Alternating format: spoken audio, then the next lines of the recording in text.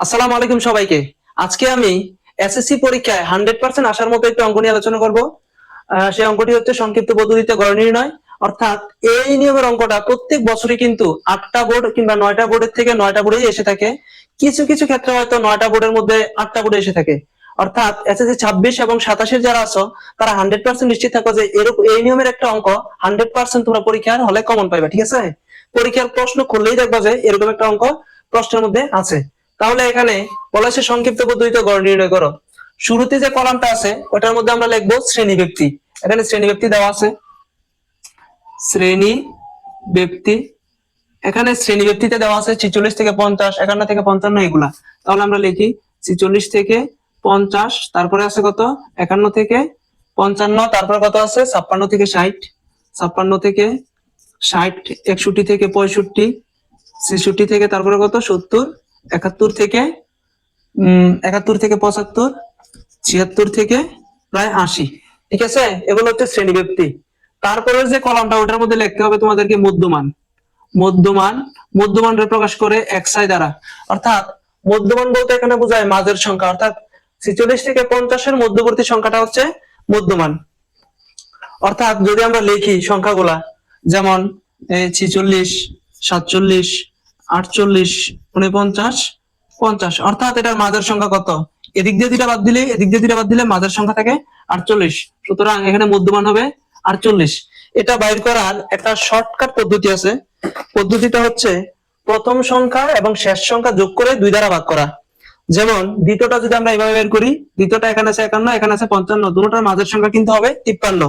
যদি আমরা এইভাবে বের করি 51 যোগ শেষে কত আছে, শুরুতে 51 শেষে আছে কত 55, 55 সমান সমান এত, ভাগ কত দ্বারা করব 2 দ্বারা, 2 দ্বারা ভাগ করলে কত আসে 53। ঠিক আছে? তাহলে কত দাঁড়ায় 53, অর্থাৎ 56 থেকে 60 এর মধ্যবর্তী সংখ্যা কত হবে 58, 61 থেকে 65 কত হবে 63, এটার কত হবে 68, এটার হবে 73, আর এটার হবে যায় 78। ঠিক আছে? আশা করি এতটুকু তোমরা বুঝতে পারছো। এবার তৃতীয় নম্বর ঘরে লিখবা গণসংখ্যা। গণসংখ্যা অর্থাৎ গণসংখ্যার প্রকাশ করে এফআই দ্বারা। ঠিক আছে? অর্থাৎ গণসংখ্যার ঘরে যেগুলো আছে এগুলাই বসাইবা। শুরুতে আছে 8, 13, 15 এগুলা। 8, 13, 15, তারপরে কত আছে 20, 12, 7, 5। ঠিক আছে? গণসংখ্যার ঘরে গণসংখ্যাগুলো বসাইলাম। এবার মোট গণসংখ্যাকে প্রকাশ করে n দ্বারা, অর্থাৎ সবগুলো যোগ করার পর এখানে লিখবা যা হয়। তাহলে শুরুতে কত আছে, শুরুতে আছে 8 যোগ তারপরে কত আছে 13 যোগ তারপরে কত আছে 15 যোগ তারপরে কত আছে 20 যোগ তারপরে 12 যোগ 7 যোগ তারপরে আছে কত 5 সমান সমান যোগ করে আমরা পাইছি 80। আশা করি এতটুকু তোমরা বুঝতে পারছো। অর্থাৎ টোটাল যদি আমরা এগুলা যোগ করি তাহলে আমরা কত পাই 80 পাই। আচ্ছা, এবার এই যে এখানে মোট গণসংখ্যা আমরা নির্ণয় করলাম, মোট গণসংখ্যার মধ্যে সবচেয়ে বড় গণসংখ্যা কত আছে? সবচেয়ে বড় গণসংখ্যা কিন্তু 20 আছে। ঠিক আছে?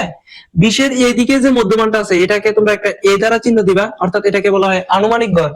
আর 20 এর এখানে 20 কই থেকে নিছি, সবচেয়ে বড় সংখ্যা 20 ছিল সেজন্য 20 নিছি আমরা। ঠিক আছে? সবচেয়ে বড় সংখ্যাটা নিবা, বড় সংখ্যার এই দিকের গড়টাকে দিবা আনুমানিক গড় এবং এই দিকে দিবা একটা শূন্য। ঠিক আছে? এদিকের গড়টাকে বলা হয় ধাপ বিচ্যুতি। ধাপ বিচ্যুতি এটাকে প্রকাশ করে ইউআই দ্বারা। তাহলে ধাপ বিচ্যুতি সবচেয়ে বড় সংখ্যার ঘরে 0 দিছি।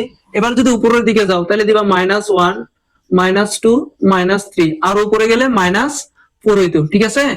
নিচের দিকে গেলে দিবা 1, তারপর দিবা 2, তারপর দিবা 3, আরো যদি নিচে থাকতো তাহলে 4, 5 এগুলো আমরা লিখতাম। এবার কিন্তু সামেশন অফ না, এবার কিন্তু লিখতে হবে fi into u i. fi into u i অর্থাৎ fi আর ইউআই গুণ করে এখানে লিখবা। ঠিক আছে? এখানে যদি এখানে মাইনাস আছে সেহেতু প্লাসে মাইনাসে দিলাম একটা মাইনাস। 8 এ আর 3 এ গুণ করলে 3 8 কত 24, এখানেও মাইনাস চিহ্ন আছে সেহেতু মাইনাস দিয়ে নিলাম। এবার 13 এর 2 গুণ করলে কত হয় 26, মাইনাসের মাইনাস। 15 এর 1 এ গুণ করলে কত হয় 15, 20 এর সাথে 0 গুণ করলে 0 এর সাথে যাই গুণ করো কত হয় 0ই হয়। এবার যেহেতু এখানে মাইনাস চিহ্ন নাই, 12 এর 1 এ গুণ করলে 12, এগুলো সব প্লাসের। 7 আর 2 যোগ গুণ করলে কত 7 2 গুণে 14, 5 আর 3 গুণ করলে 3 5 এ কত 15। এবার নিচে summation of f i into u i নির্ণয় করার পালা। অর্থাৎ এফআই আর ইউআই যে আমরা গুণ করছি এগুলার সমষ্টিকে বলা হয় summation of f i into u i. ঠিক আছে, এবার যদি আমরা সবগুলোর সমষ্টি নির্ণয় করি, শুরুতে আছে -24 দিলাম আমরা, মাইনাস কত 24, তারপরে কত আছে -26, এবার দিলাম -26, তারপরে কত আছে -15, তারপরে কত আছে 0 0 ধরার দরকার নাই। এই যে 12 14 5 15 এগুলো আছে, এগুলা কিন্তু মাইনাসের না, এগুলা কিন্তু কোনো চিহ্ন না থাকলে ধরতে হবে প্লাসের।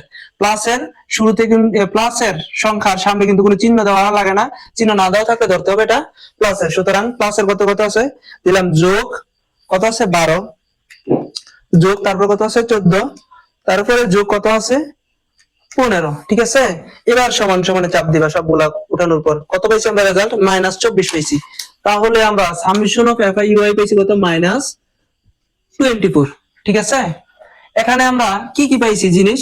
এখানে পাইছি আমরা একটা শ্রেণী ব্যক্তি, শ্রেণী ব্যক্তি অর্থাৎ শ্রেণী ব্যক্তি হচ্ছে এখান থেকে এখানের ব্যবধান।